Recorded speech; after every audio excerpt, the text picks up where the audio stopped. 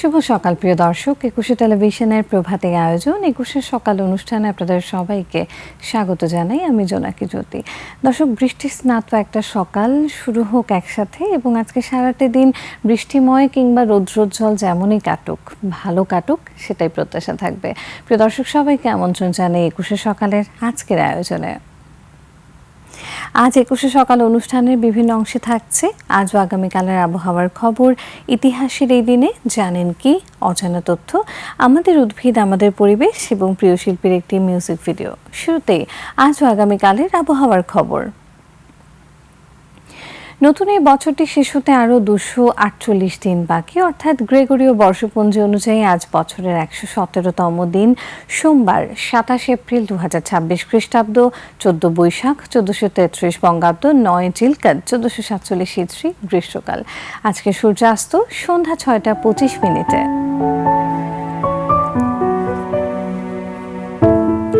এবং আগামীকাল সূর্যোদয় সকাল 5টা 32 মিনিটে। আবহাওয়া অধিদপ্তরের পূর্বাভাসে বলা হয়েছে, আগামী 24 ঘন্টায় ঢাকা, ময়মনসিংহ ও সিলেট বিভাগের অনেক জায়গায়, রংপুর, রাজশাহী ও চট্টগ্রাম বিভাগের কিছু কিছু জায়গায় এবং খুলনা ও বরিশাল বিভাগের 2-1 জায়গায় অস্থায়ীভাবে দমকা বা ঝড়ো হাওয়া ও বিদ্যুৎ চমকানো সহ বৃষ্টি ও বজ্রসহ বৃষ্টি হতে পারে।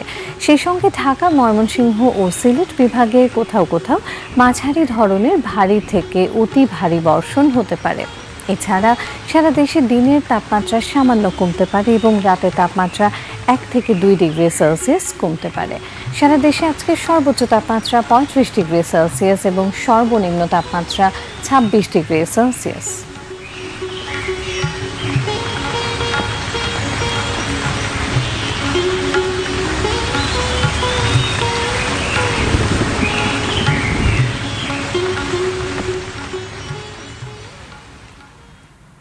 কালে গহ্বরে হারিয়ে যায় সময়, আর এই সময় ঘটে চলে নানা ঘটনা। আজকের দিনটি আগামীকাল হয়ে যায় অতীত, সে অর্থে প্রতিটি দিনই এক একটি ইতিহাস। ইতিহাসই আমাদের পথ দেখায় নতুন নতুন দিগন্তের, আর তাই শুরুতেই আমাদের আয়োজনে থাকছে ইতিহাসের এই দিনে সেগমেন্টে।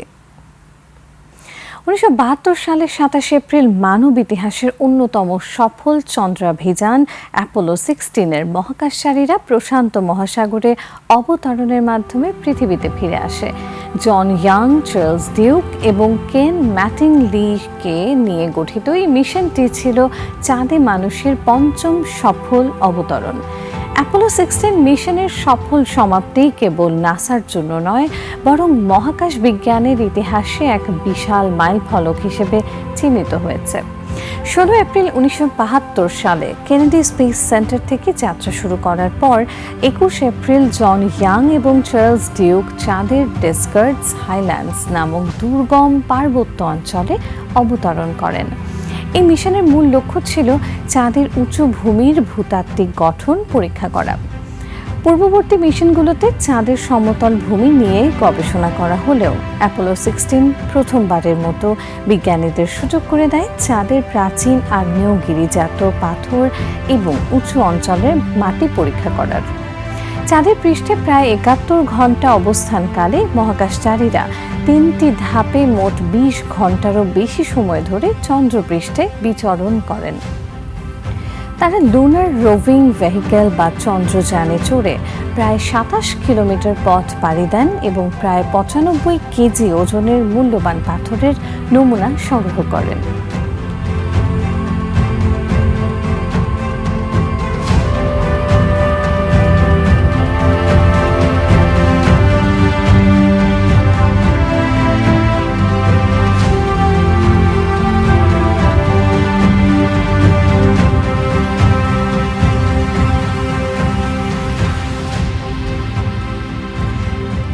এপ্রিল যখন লুনার মডেলটি পৃথিবীতে প্রবেশ করে, তখন এটি দক্ষিণ প্রশান্ত মহাসাগরের বুকে ক্রিসমাস দ্বীপপুঞ্জের কাছে স্প্ল্যাশ ডাউন বা প্যারাশুট সহযোগে আছড়ে পড়ে। উদ্ধারকারী জাহাজ ইউএসএস টাইকোন্ডেরোগা দ্রুত মহাকাশচারীদের উদ্ধার করে। 11 দিনের এই দীর্ঘ ও রোমাঞ্চকর অভিযানের সফল সমাপ্তি প্রমাণ করেছিল যে মানুষ মহাকাশের প্রতিকূল পরিবেশে দীর্ঘ সময় ধরে জটিল বৈজ্ঞানিক পরীক্ষা সম্পন্ন করতে সক্ষম। অ্যাপোলো 16 মিশনটি বিজ্ঞানের এক নতুন দিগন্ত উন্মোচন করেছিল। তারা প্রথমবারের মতো চাঁদের পৃষ্ঠে একটি মহাজাগতিক টেলিস্কোপ ব্যবহার করে পৃথিবীর বায়ুমণ্ডলের বাইরের অতি বেগুনি রশ্মির ছবি তুলেছিলেন। এই মিশনের সংগৃহীত নমুনাগুলো আজও বিজ্ঞানীদের চাঁদের উৎপত্তি এবং বিবর্তন বুঝতে সাহায্য করছে। মহাকাশজয়ী এই বীরদের ফিরে আসা মহাকাশ গবেষণার ইতিহাসের পাতায় এক সোনালী অধ্যায় হিসেবে চিরস্মরণীয় হয়ে আছে।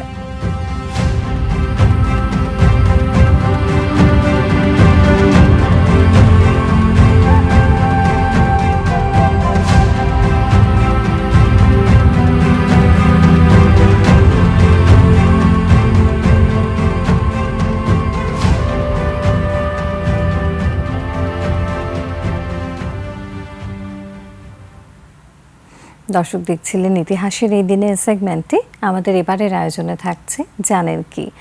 বিশাল এই পৃথিবীর পরতে পরতে ছড়িয়ে আছে রহস্য আর প্রাণের অদ্ভুত সব কারুকাজ। কত শত বিচিত্র প্রাণী আর পতঙ্গ যাদের এক একজনের জীবনধারা আমাদের কল্পনার চেয়েও বিস্ময়কর। প্রকৃতির এই অবারিত বৈচিত্র্য সম্পর্কে আমাদের কতটুকুই বা জানা আছে? আজকের আয়োজনে আমরা তুলে ধরব সেই সব রোমাঞ্চকর ও অজানা কিছু তথ্য যা আপনাকে নতুন করে ভাবিয়ে তুলবে। চলুন তবে জেনে নিই পৃথিবীর কিছু অদ্ভুত প্রাণীর অজানা গল্প। রুপেলস শকুন বা রুপেলস ভালচার বর্তমানে পৃথিবীর সর্বোচ্চ উচ্চতায় উড্ডয়নকারী পাখি হিসেবে স্বীকৃত। 1973 সালে পশ্চিম আফ্রিকার আইভরি কোস্টের আকাশে প্রায় 37,000 ফুট উচ্চতায় একটি কমার্শিয়াল বিমানের ইঞ্জিনের সাথে এই শকুনের ধাক্কা লাগার ঘটনাটি বিজ্ঞানীদের তাক লাগিয়ে দিয়েছিল। সাধারণত বাণিজ্যিক বিমানগুলো যে উচ্চতায় ওড়ে সেখানে কোনো প্রাণীর অস্তিত্ব থাকা প্রায় অসম্ভব, কারণ সেই উচ্চতায় অক্সিজেনের পরিমাণ সমুদ্রপৃষ্ঠের তুলনায় মাত্র 1/3 এবং তাপমাত্রা থাকে হিমাঙ্কের অনেক নিচে। অথচ রুপেলস শকুন সেই প্রতিকূলতাকে জয় করে আকাশে রাজত্ব করে। এই অসাধারণ পাখিটির উচ্চতায় ওড়ার ক্ষমতার পেছনে রয়েছে এক বিশেষ জৈবিক বিবর্তন। এদের রক্তে এক বিশেষ ধরনের হিমোগ্লোবিন থাকে যা অত্যন্ত নিম্ন চাপের মধ্যেও বাতাস থেকে দক্ষভাবে অক্সিজেন গ্রহণ করতে পারে। ফলে যেখানে অন্যান্য প্রাণী অক্সিজেনের অভাবে নিস্তেজ হয়ে পড়ে সেখানে এরা অনায়াসেই ডানা মেলে ভেসে বেড়াতে পারে। এদের ডানার বিস্তার প্রায় 7.5 থেকে 8.5 ফুট পর্যন্ত হয়, যা এদেরকে বাতাসের তাপীয় তরঙ্গ বা থার্মাল কারেন্টস ব্যবহার করে দীর্ঘক্ষণ কোনো শক্তি ব্যয় না করেই ভেসে থাকতে সাহায্য করে।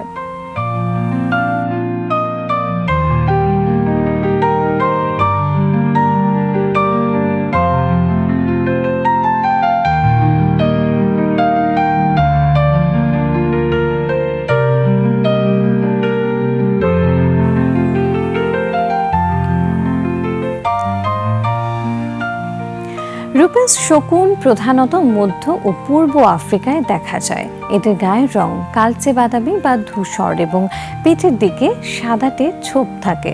এরা মূলত মৃত প্রাণীর মাংস বা পচা দেহাবশেষ খেয়ে জীবন ধারণ করে। প্রকৃতির এই পরিচ্ছন্নতা কর্মীরা অত্যন্ত তীক্ষ্ণ দৃষ্টিভঙ্গির অধিকারী। হাজার হাজার ফুট উচ্চতা থেকেও তারা মাটিতে পড়ে থাকা মৃত পশুর দেহ শনাক্ত করতে পারে। এরা সামাজিক পাখি এবং বিশাল কলোনি তৈরি করে পাহাড়ের খাঁজে বা উঁচু গাছে বসবাস করে। একটি মৃত পশুর সন্ধান পেলে কয়েকশো শকুন সেখানে একত্রিত হতে পারে। দুর্ভাগ্যবশত এই বিস্ময়কর পাখিটি বর্তমানে বিলুপ্তির চরম ঝুঁকিতে রয়েছে। IUCN এদেরকে মারাত্মকভাবে বিপন্ন বা ক্রিটিক্যালি এন্ডেঞ্জার্ড হিসেবে তালিকাভুক্ত করেছে। এদের এই অবস্থার পেছনে প্রধান কারণ হলো বাসস্থানের অভাব, খাদ্যে বিষক্রিয়া এবং চোরাচালান। বিশেষ করে গবাদি পশুর চিকিৎসায় ব্যবহৃত কিছু ওষুধের অবশিষ্টাংশ এদের শরীরে প্রবেশ করলে তা প্রাণঘাতী হয়ে দাঁড়ায়। প্রকৃতির ভারসাম্য রক্ষায় এবং আকাশের এই উচ্চতম অভিযাত্রীকে টিকিয়ে রাখতে বর্তমানে আফ্রিকা জুড়ে বিভিন্ন সংরক্ষণমূলক কাজ চলছে। রুপেলস শকুন আমাদের মনে করিয়ে দেয় যে প্রকৃতির অভিযোজন ক্ষমতা কতখানি অবিশ্বাস্য হতে পারে।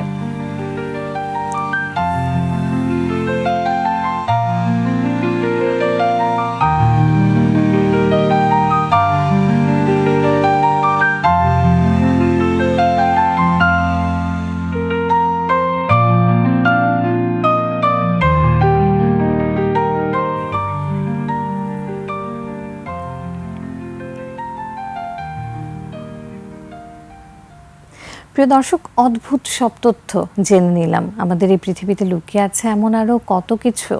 দর্শক, সময় হয়ে গেল ছোট্ট একটি বিরতি নেবার। বিরতির ওপারে থাকছে এমনই আরও অনেক আয়োজন, তাই থাকুন ২১ সকালের সাথেই।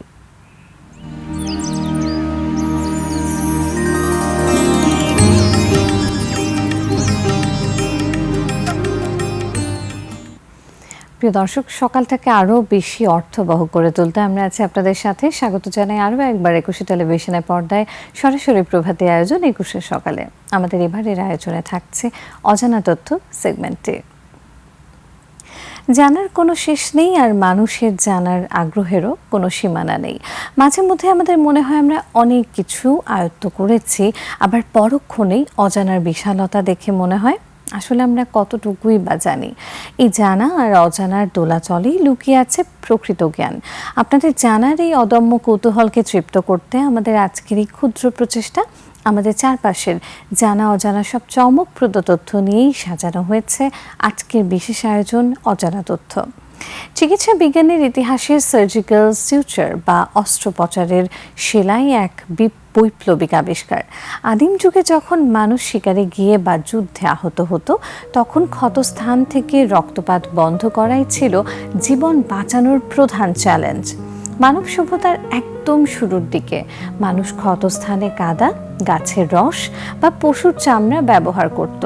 কিন্তু সেলাইয়ের মাধ্যমে ক্ষত জোড়া লাগানোর ধারণাটি বিবর্তিত হয়েছে হাজার হাজার বছর ধরে। অস্ত্রোপচারের সেলাইয়ের সবচেয়ে প্রাচীন প্রমাণ পাওয়া যায় প্রাচীন মিশরে। প্রায় খ্রিস্টপূর্ব ৩০০০ অব্দে লেখা এডউইন স্মিথ প্যাপিরাসে ক্ষত সেলাই করার উল্লেখ রয়েছে।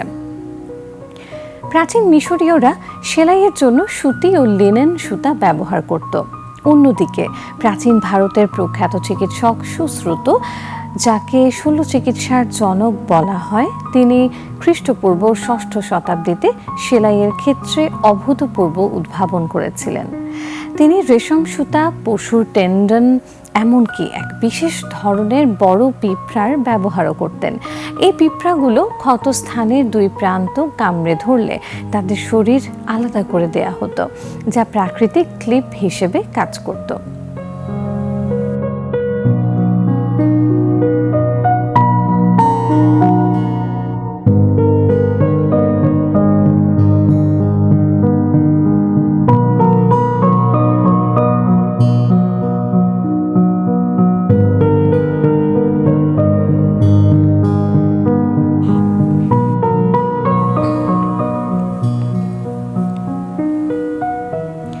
মধ্যযুগে আরব্য চিকিৎসক আল জাহরাউই প্রথম ক্যাটগাট সুতার ব্যবহার শুরু করেন।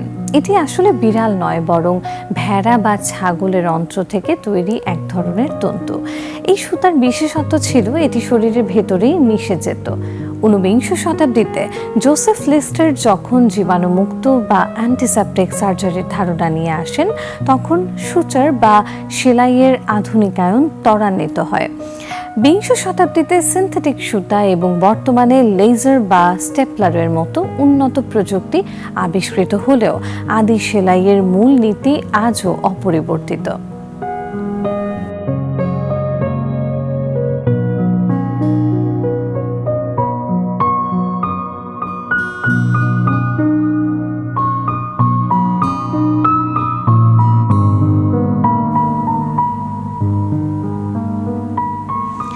মানব সভ্যতায় এই আবিষ্কারের অবদান অপরিসীম।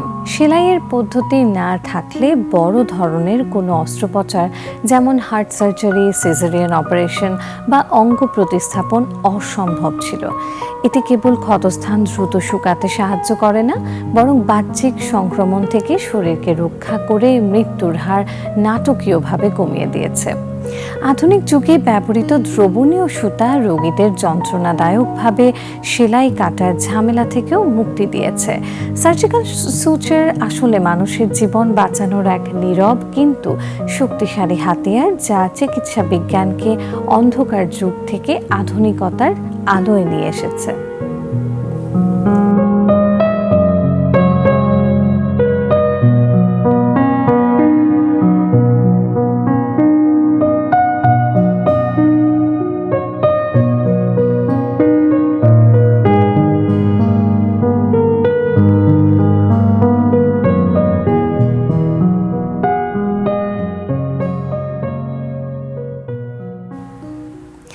দর্শক, সময় হয়ে গেল একটা ছোট্ট বিরতি নেবার। দেখছিলেন অজানা তথ্য সেগমেন্টটি। বিরতির ওপারে থাকছে আমাদের উদ্ভিদ আমাদের পরিবেশ, সেই সাথে প্রিয় শিল্পীর একটি মিউজিক ভিডিও। তাই থাকুন আমাদের সাথেই।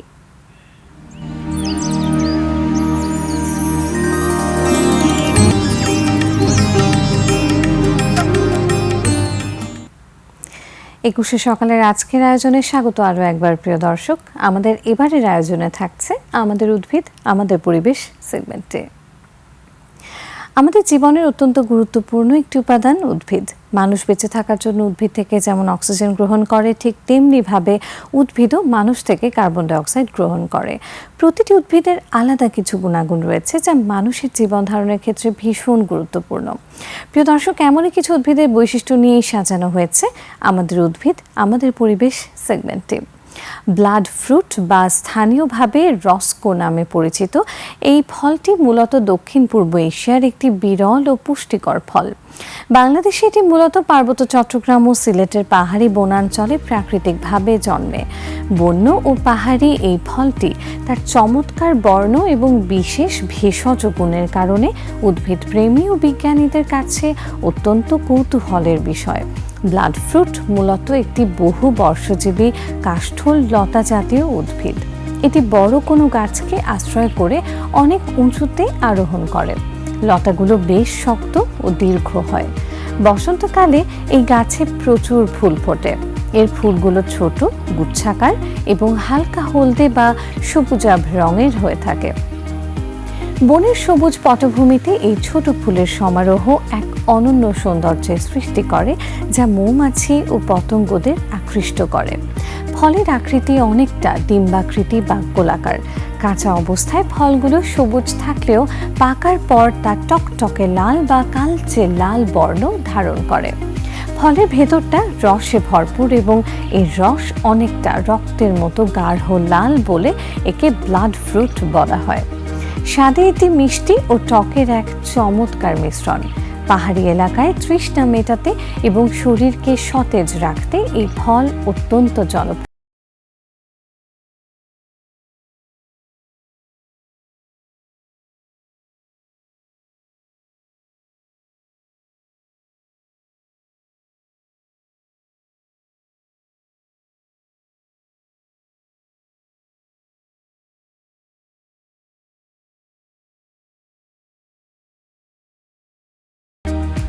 ব্লাড ফ্রুট কেবল সুস্বাদুই নয়, এটি পুষ্টিগুণে ভরপুর। এতে প্রচুর পরিমাণে ভিটামিন সি, অ্যান্টিঅক্সিডেন্ট এবং আয়রন রয়েছে। এর উচ্চ আয়রন উপাদান রক্তে হিমোগ্লোবিনের মাত্রা বাড়াতে সাহায্য করে, যা অ্যানিমিয়া বা রক্ত স্বল্পতার রোগীদের জন্য মহৌষধ। স্থানীয় বৈদ্যরা পেটের সমস্যা ও হজম শক্তি বাড়াতে এই ফলের রস ব্যবহারের পরামর্শ দেন। এতে থাকা অ্যান্টিঅক্সিডেন্ট শরীরের রোগ প্রতিরোধ ক্ষমতা বাড়িয়ে দেয় এবং বার্ধক্য রোধে সহায়তা করে। এই গাছের ছাল ও মূলের রস ব্যথা উপশম এবং শরীরের কোনো অংশ ফুলে গেলে তা নিরাময়ে ব্যবহৃত হয়। প্রকৃতির এই অমূল্য সম্পদটি বর্তমানে বন উজাড়ের কারণে হুমকির মুখে। ব্লাড ফ্রুট বা রসকো ফলের বাণিজ্যিক চাষ ও সঠিক সংরক্ষণ করা গেলে এটি আমাদের পুষ্টির চাহিদা মেটানোর পাশাপাশি ভেষজ চিকিৎসায়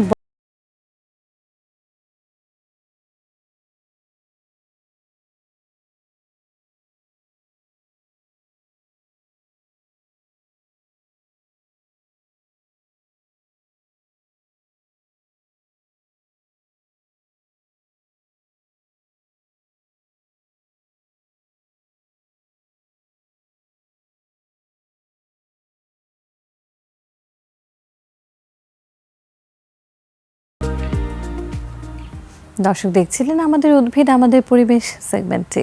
কেমন লাগলো 21শে সকালের আজকের আয়োজন? আপনাদের যে কোনো মতামত ও পরামর্শ আমাদের জানাতে পারেন এই ঠিকানায়।